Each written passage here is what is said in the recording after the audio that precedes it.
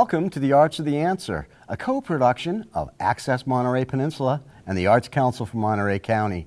My name is Steve Elsie. I'm the executive producer for AMP. And I'm Paulette Lynch, executive director of the Arts Council for Monterey County.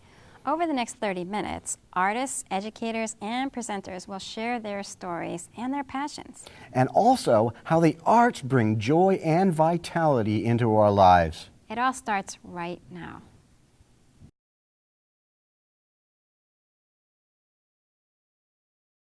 I'm here today with Ellen Martin, the Executive Director of First Night Monterey, and many of you are very, very familiar with the wonderful celebration that takes place New Year's Eve downtown. Some of you are familiar with all that goes into that, including extensive outreach programs in the community. That's what we're going to focus on today. Ellen, thank you so much for being with us today. Oh, thank you. Ellen, tell us more about what is happening with your outreach programming today and how you actually got started in that dimension of your programming. Well, First Night's celebrating our 21st celebration, and outreach has been with First Night at least maybe 19 years. Yeah. And the outreach is a program where we go out and do outreach, music, art in the community, and then everything culminates to the celebration at the end of the year, because we're reaching out to communities and bringing them together in all of our cultural diversity. So where are you concentrating your efforts these days? Well, we're throughout the county, but 8 years ago when I became the executive director, I went to the first fan meeting that the Arts Council had, and there was a county official who went through and talked about all of the demographics. And I was really struck with North County and particularly South County, the demographics, per capita income, and seeing that, for instance, Greenfield is the lowest per capita income in Monterey County. And I said, who's doing what there? And is there arts going on? And found out that there was little going on. Our first partner was the Arts Council with Poder Popular, and we did a poetry workshops, and a whole theme project which was called Mi Vida, Mi Pueblo, My Life, My Town. And that was beautiful. As I remember, there were great posters that came out of that and exhibitions that came out in addition to work that was done and presented at First Night. Is that right? Yes. And is that typical these days, too, that there's something that ends up at the First Night celebration, you go out into the community, and then some of the work comes back to First Night? Yes.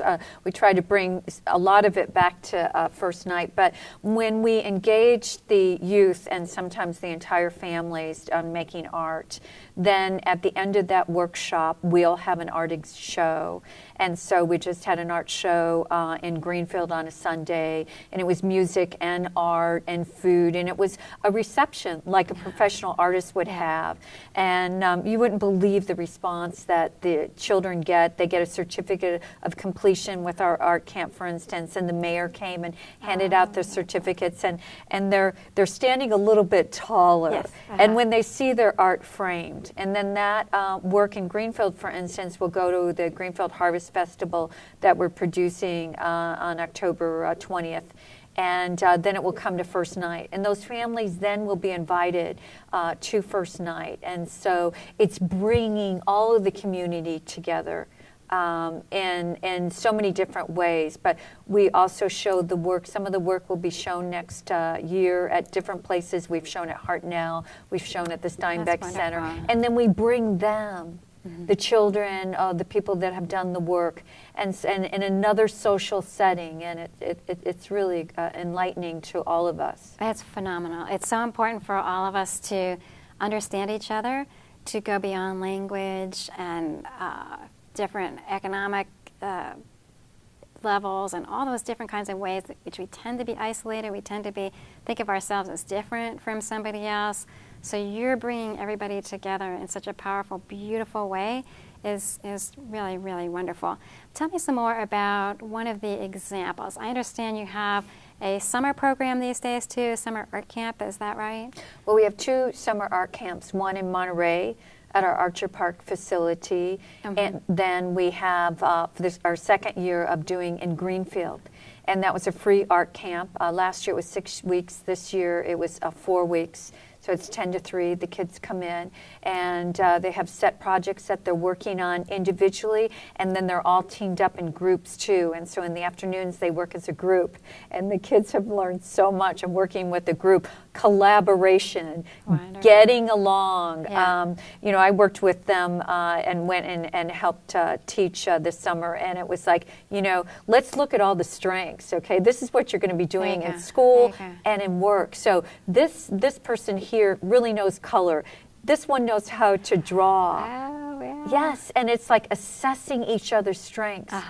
And I said, you know, in life we all raise each other up in so many different ways, and this is how you can begin. And they would laugh, and then they would get it. Yeah. They would get it. And thank you for your vision, and thank you for your willingness to really put yourself out there to make these partnerships happen, to get the teaching artists and other artists together to do these wonderful projects. We really appreciate that, and we really appreciate your taking time away from all that just for a few minutes today. Thank you. Thank you.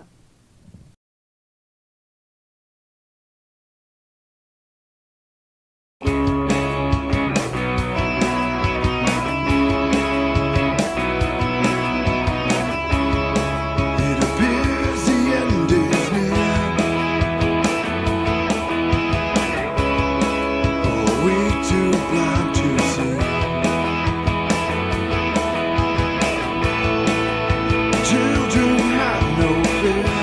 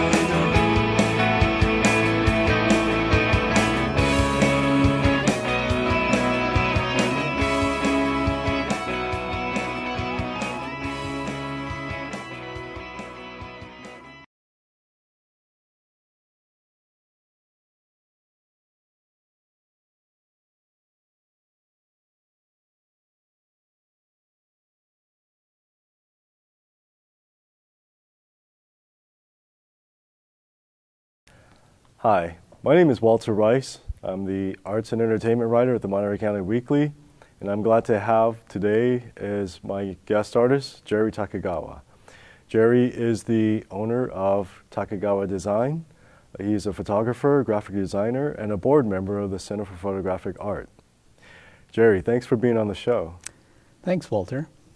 I want to start with a bit about your early background.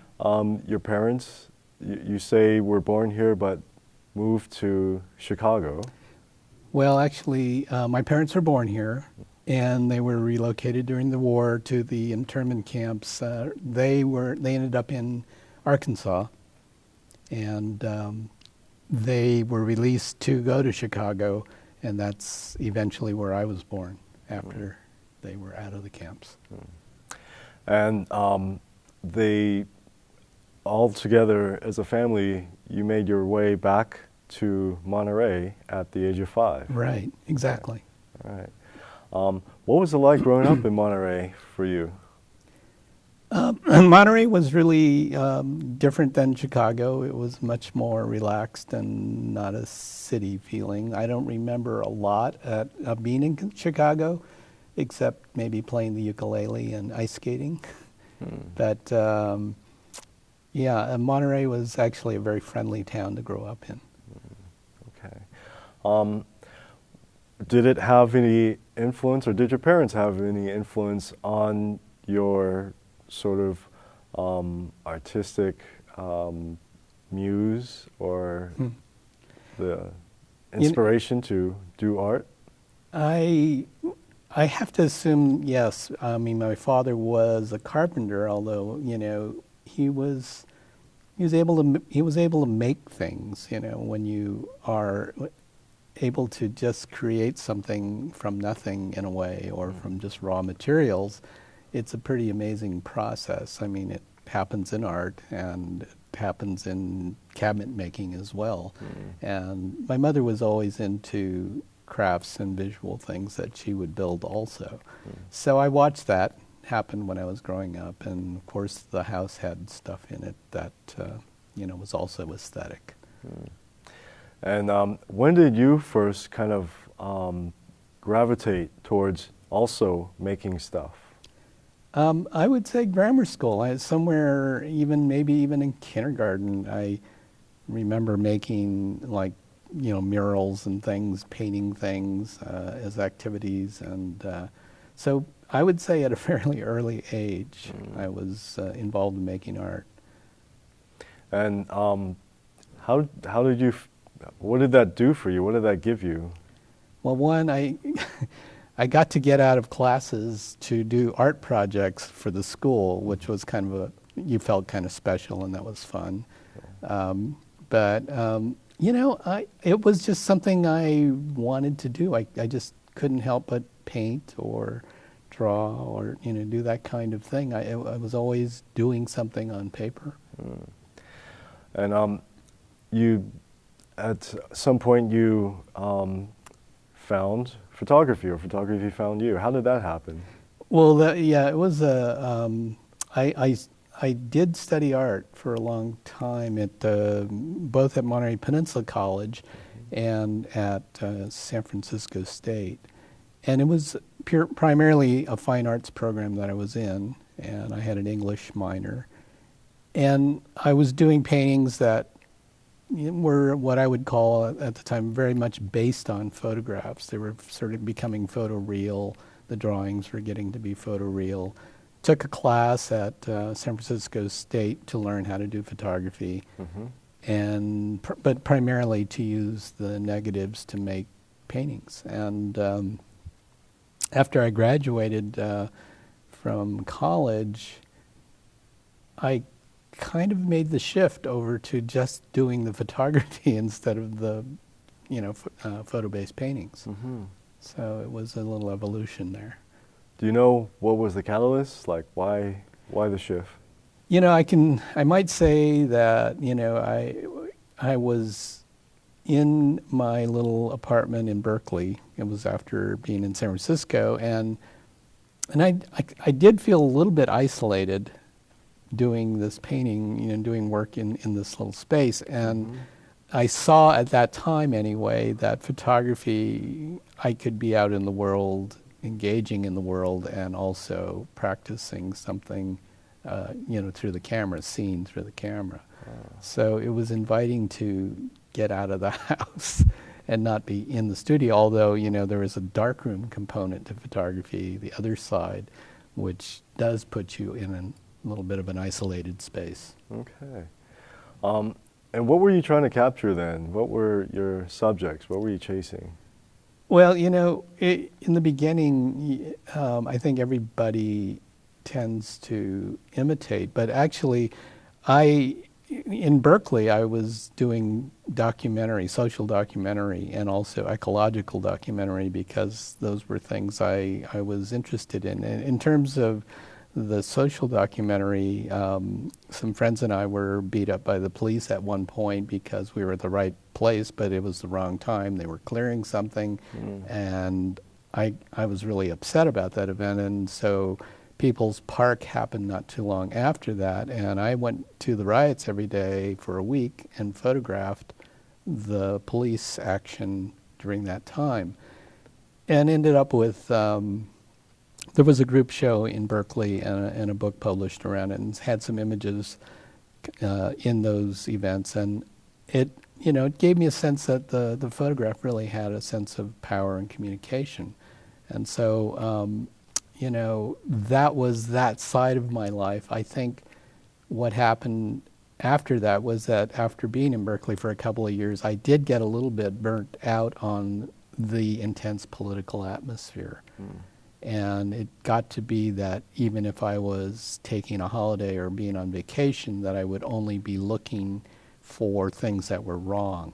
And it bothered me that my mindset was in that place, and I wanted to start looking at things that were good again. So eventually I did leave the Berkeley area and came back to Monterey so that I could learn photography in a different environment. Jerry, I want to thank you for being on the show. Oh, no, thank you. It was a pleasure. Thank you. My pleasure, too.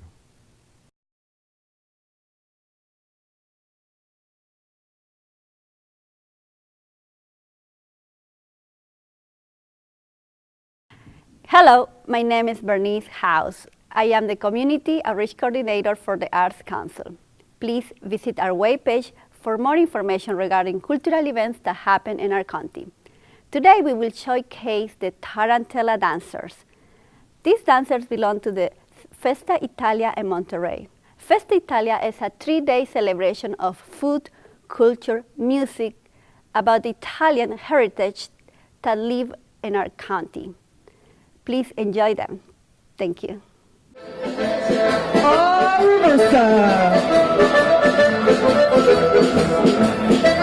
Tarantella Dancers, mano dentro.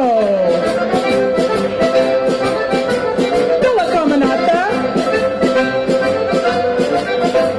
Bella Caminata. Bella Caminata.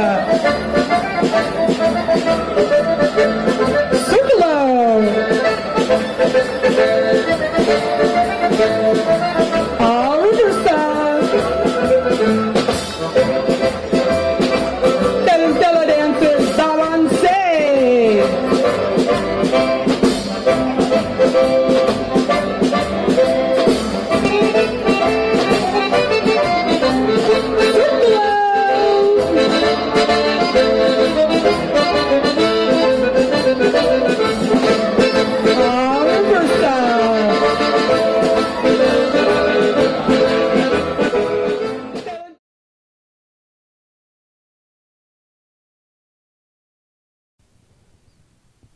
I am so excited to have with me in the studio today the Director of Patron Engagement and Institutional Advancement for the Monterey Symphony, Michelle Lang. Thank you, Steve. I'm very happy to be here. It's hard to believe it was a year ago that we sat here and discussed the Monterey Symphony together. Well, welcome back, 68th season, Yes. season of discovery. Tell Yes. us about that. Well, it's a very exciting season, and where we went with this year for the season of discovery was to think about all of those people that maybe have never been to a symphony before. And so Sure. we wanted to think of how do we get them excited to want to come and discover what, you know, orchestral music is all about. Okay. And so when we were developing the concept for the season, our music director, Max Brigado-Darman, gave us some words associated with each of the concerts, which I think we'll probably talk about. Sure. And we took it a step further, and we looked around our area, and we thought, what imagery could go with those words? And so that, for example, the first concert, Romance, Right. we thought, Lover's Point. It makes perfect sense. Okay. And so the music matches that. So when you hear that music, you can think of something that is familiar to you, Lover's Point. And Right. it just to tie it all together and thinking of music in a different way with, you know, visualization as you're listening to the different music. So that was kind of what gave us the idea. Oh, that is so great. And you've got sort of a passport look going on and everything else. We do. I have to ask you about Romance, though, and I'm sure you have a great answer for this question. Yeah, Brahms, Strauss, but I see Wilhelm Richard Wagner in there, and I'm going, wait a minute, you know, people run around in Viking hats and stuff. But I know there's a good reason for that. Tell us about it. Well, Romance was a period, you know, Right. during classical music, and you know, the piece that we're doing, it's the prelude to the third act of Lohengrin, which is Okay. actually from an opera written Right. by Wagner. You know, Wagner wrote operas, and so the Romance tie is the more familiar piece in this opera is actually the Wedding March, Oh, okay. and so people will obviously would know that, and so that is where that all ties in. All right. I knew you'd have a wonderful, wonderful answer for me on that one. Then you go into the next series in November, my personal favorite, which is Vivaldi, the Four Seasons. Yes. Okay. Yes. What's going on? What's special about Well, that we're book? going to have Christina Mock, who is our concertmaster. She is actually going to be the soloist and lead the orchestra during that piece. And then after the Vivaldi Four Seasons, we're going to be doing Amal and the Night Visitors, which is something completely new for the Monterey Symphony. I can't say 100%, but I don't think that we've ever done a fully staged opera before. And this is an operetta. And so, you know, the orchestra will actually be in the pit. It'll be fully staged. There'll be set designs. We have a full cast of characters for this. So it'll be really, really exciting, something new. And you know, this was all made possible by some additional funding that we received. Arts Council, you know, Right. sponsor of this program, gave us a grant. The Star Foundation, which is also local. And we actually received a grant from the National Endowment for the Arts to do this production. Thank you to all of them. Definitely, you know, because without, you know, those types of dollars, we wouldn't be able to do something this extravagant. Right. So we're really excited about it. That is exciting. And one of my favorite things is a pre-concert lecture because you hear things you'll never hear. You get the nuances. You have who's working for you again? We have Dr. Todd Samra. Right. He's also the music director at All Saints Church in Carmel. He is amazing. And again, this is part of the discovery process. You know, to come to this pre-concert lecture and have him interpret what you're going to hear for you. I'm fortunate enough that I actually get to hear him twice before we even do the concerts. I accompany him to some special groups where we do the lectures. And so he is just amazing. And you know, he puts it in plain terms so that anybody can understand it, and he brings it to life for you. He might play an excerpt during the lecture and then explain about that. He'll tell you about the composer, the period of time, and you know what was going on when this was written, and the things that maybe some of these composers had to contend with. You know, contend with us. Anyway, so he'll explain all of that to you, and it really does make the music more meaningful. You know, and we also do have program notes in our program each time. So, you know, that's in addition to that lecture, and you can really, really understand more about what you're hearing. It just makes it so much more meaningful, so much more enjoyable. Absolutely. Now, February, Innovations, did I get that one right? Innovation. But a different way of approaching innovation, not the way I was thinking at first. It's different forms of innovation or what? Melodies, harmonies, it's the diversity? piano piece, the piano concerto that our soloist Kung-Woo Pike is performing is a difficult piece. Okay. And you know, so perhaps the innovation came in the composing of that piece by Prokofiev. Oh, okay. You know, all and right. so it should be a fabulous concert. And, you know, he's a very talented Korean artist. So I think that'll be interesting. Another great season, Mm-hmm. and of course, congratulations on the season of the piano last year. That was so cool. Is there something waiting in the wings that people should be thinking about for next year? Well, for this current year, possibly not. But as you may recall, Steve, we did the Play Me, I'm Yours project. Right. This last season where we had 11 pianos around Monterey, Salinas, everywhere. We had pianos, and we invited everybody to sit down and play me, I'm yours. Right. And they did. We have great footage on our website from that. We have actually a particular website just for that. People submitted their playing or just, enjoying. We actually had some people go out and play it for us, and people listened. It was great. And so a project like that is a huge undertaking. Yes. Especially for an organization such as ours that has a very small staff. So we have decided to perhaps every other year do a community project such as that. And we actually have something in mind for next year. Okay. So stay tuned, because if we're able to get the funding for it and make it happen, it's going to be exciting. I'm sure it will be. It will be something for everybody of all ages. Okay. It really will. Michelle, congratulations on last year's season. Thank you. Another wonderful season coming up, and thank you so much for sharing it with us on The Arts Are the Answer. Well, thank you for having me, Steve, and I hope to see you at a concert this year. Absolutely. Wonderful. Okay. Thank you. We hope you enjoyed the program, and now it's time to get out and get involved. The arts are magical, but they don't happen by magic alone. So drop us a line at info@theartsoftheanswer.org or visit us at arts4mc.org. Maybe next month you'll be helping us tell the audience how The arts are the answer. Thanks for watching.